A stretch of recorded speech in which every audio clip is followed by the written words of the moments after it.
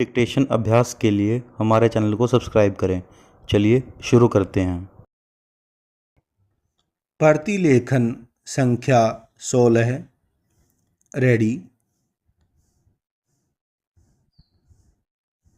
Start. अध्यक्ष महोदय, मैं आपका बहुत आभारी हूँ कि आपने मुझे इस अवसर पर सदन में बोलने का अवसर दिया है। पूर्ण विराम। यह जो प्रस्ताव सदस्य महोदय ने यहाँ सदन में प्रस्तुत किया है, उस पर दोनों तरफ के लोगों ने अपने अपने विचार प्रकट किए हैं। पूर्ण विराम। मुझे बहुत खुशी है कि आज दोनों तरफ के लोगों ने एक ही आवाज़ में इस प्रस्ताव का समर्थन किया है। पूर्ण विराम। शायद यह पहला अवसर है जब इस प्रस्ताव पर सभी सदस्यों ने अपनी सहमति प्रकट की है। पूर्ण विराम।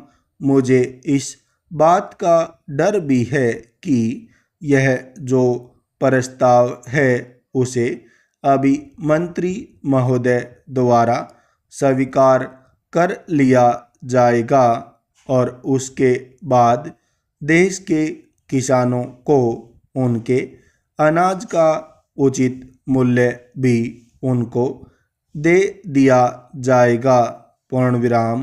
कुछ दिनों के बाद हम में से कई सदस्य आपत्ति करेंगे कि अनाज के भाव बढ़ गए हैं और देश की आम जनता परेशान है।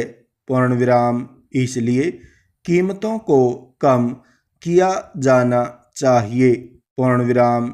ऐसी अवस्था में मेरी समझ में यह नहीं आता है कि यह सदन किसानों को उनके अनाज का उचित मूल्य दिलाने में सहायता करेगा या देश की आम जनता को सस्ता अनाज दिला सकेगा। पूर्ण विराम। मैं समझता हूँ कि दोनों बातों को एक साथ करना बड़ा कठिन हो जाएगा। पूर्ण विराम।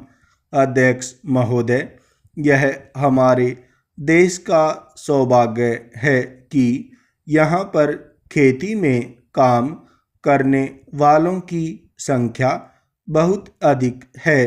पूर्ण विराम। अभी कुछ समय पहले हमारे योजना मंत्री जी ने बताया है कि देश में बेरोजगारों की संख्या बहुत बढ़ रही है, जिन्हें हम खेती के काम में लगा सकते हैं। पूर्ण विराम। हमें ऐसा कोई काम नहीं करना चाहिए जिससे बेरोजगार लोग खेती के काम को छोड़कर शहरों की तरफ आना शुरू कर दें। पूर्ण विराम। मंत्री महोदय का कहने का अर्थ यह है कि हमें खेती में काम करने वाले किसानों को अधिक से अधिक सुविधाएं देनी होंगी जिससे वे अच्छी तरह से अपने परिवार का पालन कर सकें और अपने बच्चों को भी पढ़ा सकें। पूर्ण विराम। एक समय था जब इस देश का किसान ऋण में पैदा होता था, ऋण में बड़ा होता था और ऋण में ही मर जाता था। पूर्ण विराम। आज वह स्थिति नहीं रही। पूर्ण विराम। इसी तरह से यदि हमारी सरकार किसानों की भलाई के लिए कार्य करती रही तो किसानों को भी पूरा विश्वास हो जाएगा कि सरकार उनका हित चाहती है और उन्हें पूरा सहयोग देकर खेती की पैदावार को बढ़ाना चाहती है।